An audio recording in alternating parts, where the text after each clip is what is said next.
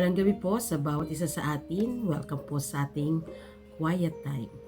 Subati nawang kapayapaan ng ating Panginoong Hesus. Basahin po natin ikalawang Timoteo, chapter 4, verse 7. Pinagbuti ko ang aking pakikipaglaban, natapos ko na ang dapat kong takbuhin, at nanatili akong tapat sa pananampalataya. Isang commercial ang naging trending, yung commercial na para saan ka bumabangon. Ito ay masasabi kong parallel sa talatang ito na para saan tayo lumalaban. Diba? Ano ang ating ipinaglalaban? Hindi ito literal na labanan, bayolenteng labanan, labanang nakakasakit, kundi ito ay laban ng buhay. This is a battle of life, na kung saan araw-araw nakikipagbuno tayo sa maaaring mangyari sa karanasan ng buhay, sa mga hamon, sa mga nagpapahina sa atin, mga struggles, problema, lahat yan battle. Pero this is a great declaration. Declaration na tagumpay. Pinagbuti ko ang aking pakikipaglaban. This is a testimony na yung pinagbuti ay hindi ka nandaya. Ikaw ay lumaban ng patas. Ikaw ay nabuhay, nagsumikap, na naaayon sa kalooban ng Diyos. Hindi tayo namumuhay doon sa bagay na nakakasakit na ng ating kapwa at nakakasira ng ating relasyon sa Panginoon at sa bawat isa. Yung declaration na tapos ko na ang dapat kong takbuhin. Victory.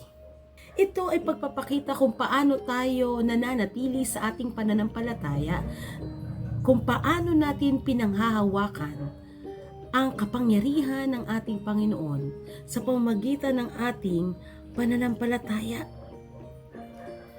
Sa English, ang talata pong ito ay, I have fought the good fight, I have finished the race, I have kept the faith. Ang bawat araw ng ating buhay ay hindi madali. Aminin po natin, ikaw man ay mayaman, ikaw man ay mahirap, ikaw man ay nasa estado ng buhay na maayos, masaya, panatag, araw-araw may battle. Araw-araw, laging merong maliit na bagay o malaking bagay na maaring tumama sa ating pananampalataya para manghina. Parang sa labanan, lagi kang handa. Ano mang laban, ito man ay competition, ito man ay laro, ito man ay talagang yung battle ng pakikipaglaban ng mga soldiers, dapat handa. Mula sa sarili hanggang doon sa mga sandatang gagamitin at kung ano ang strategy na gagawin, lahat handa. Ganon din ang buhay natin. Alam natin na lahat tayo patutungo sa buhay na hanggang dito na lang tayo. Pero mga kapatid, hindi pinag-uusapan kung mahaba o maikling buhay ang nakatakda sa atin, kundi ang pinag-uusapan natin, ang binibigyang diin natin ay yung ating pananampalataya sa Panginoon, kung paano na-establish, na-strengthen, na-empower ang ating relasyon sa Panginoon sa pamamagitan ng pananampalataya. Dahil kahit anong haba o ikli ng buhay, kung wala tayong relasyon sa Panginoon, wala itong saysay.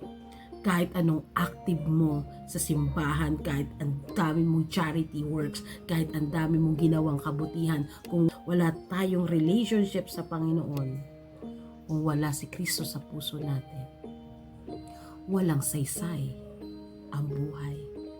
hindi natin maipapahayag na pinagbuti natin ang pakikipaglaban. At hindi natin makakayanang ipahayag na natapos ko na ang dapat kong takbuhin. Patungo sa hangganan ng ating buhay ay ipinapaalala sa atin. Pagbutihin natin sa anumang laban. Maging handa tayo.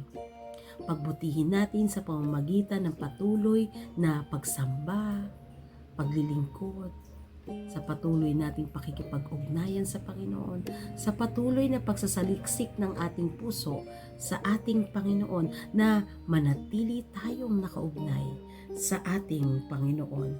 Gayon din naman, tayo ay manatiling tapat sa ating Panginoon, manatili ang pananampalataya sa ating mga sarili upang sa anumang lakbayin ng ating buhay, nandoon ang pananampalataya at tayo ay magkakaroon ng patuloy na ugnayan sa ating Panginoon. Magpapatuloy tayo sa lakbayin ng buhay.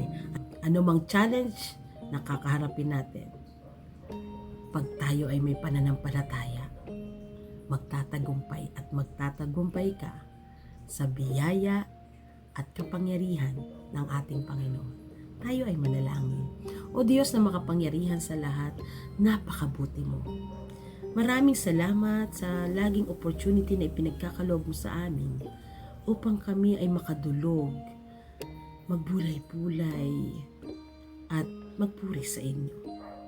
Sa oras na ito, Panginoon, anuman po ang damdamin, kinakaharap, nararanasan o kalagayan ng inyong mga anak, saan man sila naroroon ngayon, ay ipadama sa kanila ang inyong yakap. Palakasin niyo po ang kanilang pananampalataya at yakapin nila, O Diyos, yung pananampalatayang kaloob mo sa bawat isa sa amin. Sila man po ay dumadaan sa matinding pagsubok, Panginoong Diyos, sa oras na ito, we declare your victory. We declare your power. We declare your intervention sa buhay nila.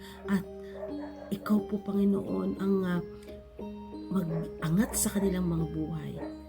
Puspusin mo sila ng pag-asa. Sila man ay dumadaan sa pagsubok ng sakit, O Diyos, in Jesus' name, heal them. Ibangon sila sa anumang sakit na ito, pagalingin, hilumin anumang sakit na ito in Jesus' name. Mga nag-i-struggle financially, Panginoon, we ask for financial breakthrough. We ask for your financial provisions. In Jesus' name, provide, for you are our Jehovah Jireh, who will provide everything for us according to your riches and glory. We glorify your name. We trust you, Lord. Nananalig kami, O Diyos, na ikaw ang magbubuhos ng pagpapala sa bawat isang nangangailangan sa kanilang buhay, sa kanilang pangangailangan. At nawa, O Diyos, maranasan namin palagi ang iyong pagkalinga, ang inyong pagtugon, ang inyong pagmamahal. Tapat ka, O Diyos. Kaya't ingatan niyo po ang iyong mga anak. I-bless niyo po ang kanilang tahanan.